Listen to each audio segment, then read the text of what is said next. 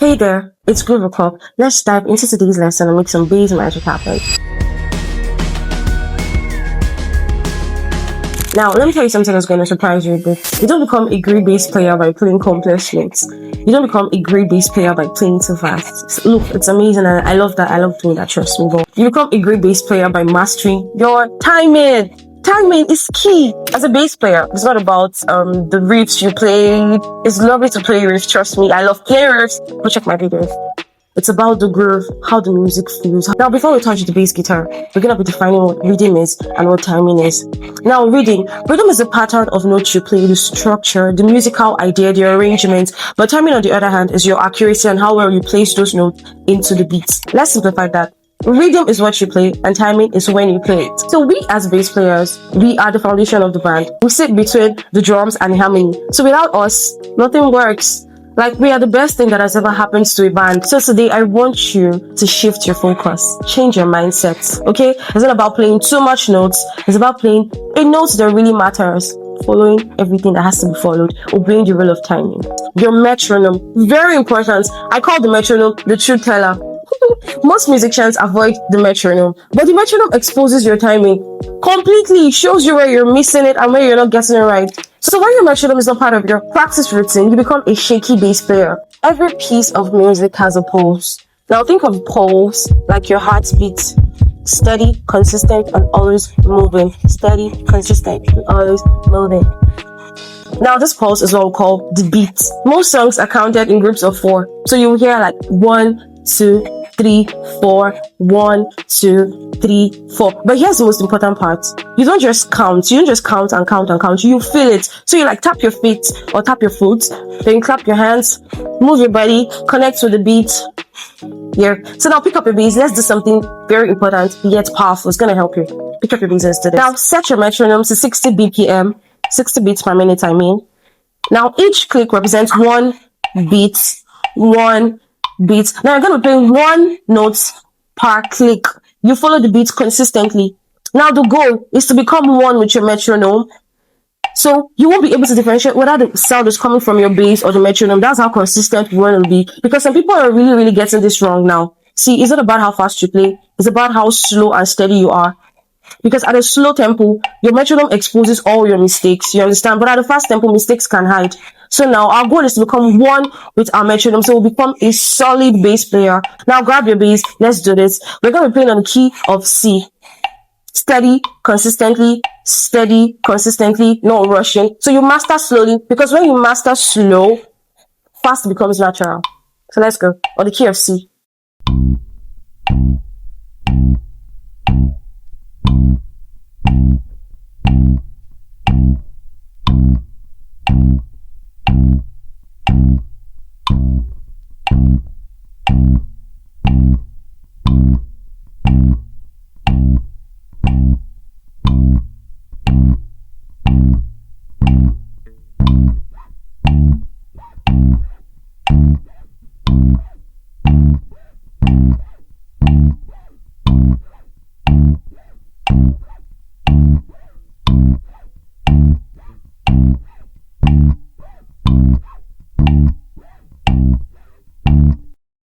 Now let's talk about note values. This is where reading starts to take shape.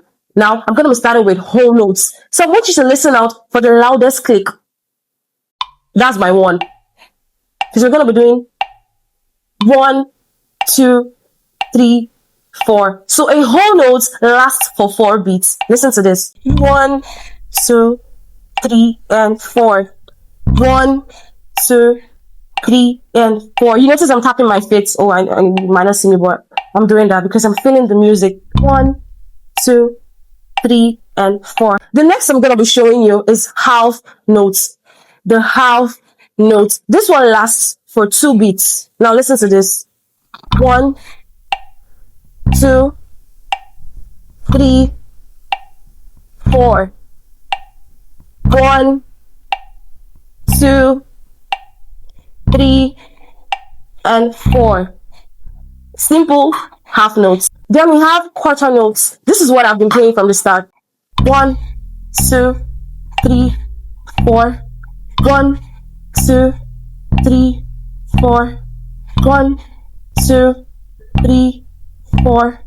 1, 2, 3, and 4. Now the last on my list is the 8 notes.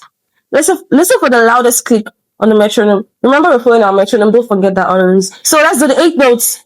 1, 2, 3, 4. 1, 2, 3, 4. 1, 2, 3, 4. 1, 2, 3, 4. 1, 2, 3, 4. 1, 2, 3, 4. 1, 2, 3, 4. 1, 2, 3, and 4. As a bass player, you have to be comfortable between all these note values so as not to lose the beat, because rhythm is about control. Now, I'm going to be showing you what differentiates average bass players from professionals. So, as a bassist, your most important relationship with the music is with the drummer. Follow your kick where necessary, follow your snare where necessary, follow everything, hold everybody together so the music won't be shaky. Yeah, that is the whole essence of being a bass player, because we are the foundation of music. Let's be frank, we stand in between the drums and the harmony. So when something is wrong with us, something is wrong with the song, now we're going into something deeper.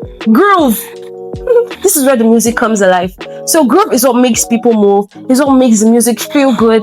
And here's the interesting part. You can play the exact same notes but change the feel, and it sounds completely different. So sometimes you play right on the beat, sometimes you play slightly behind for a relaxed feel, sometimes you play slightly ahead for energy. But this must be intentional, not accidental. So if you're rushing because you can't control timing, that's a mistake. Always remember that feel comes from control, not from randomness. So you can be spontaneous, beautiful, but don't forget that you must be intentional, precise, and be on time.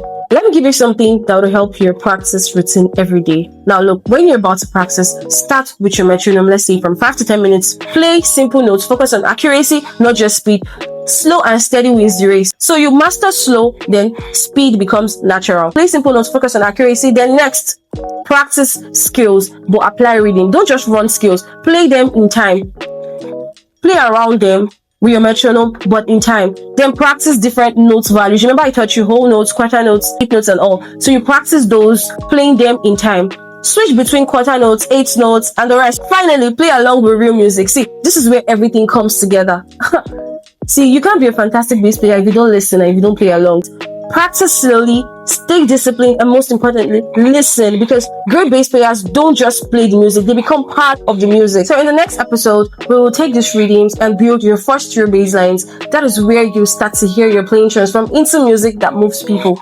So keep practicing, stay patient, and most importantly, enjoy the journey, because your groove is your gift. And when you play with solid timing, you're not just making music, you're leading worship. So don't forget to like, comment, share, subscribe, and turn on your notification button so that you get notified each time I post. See you in the next class, and bye.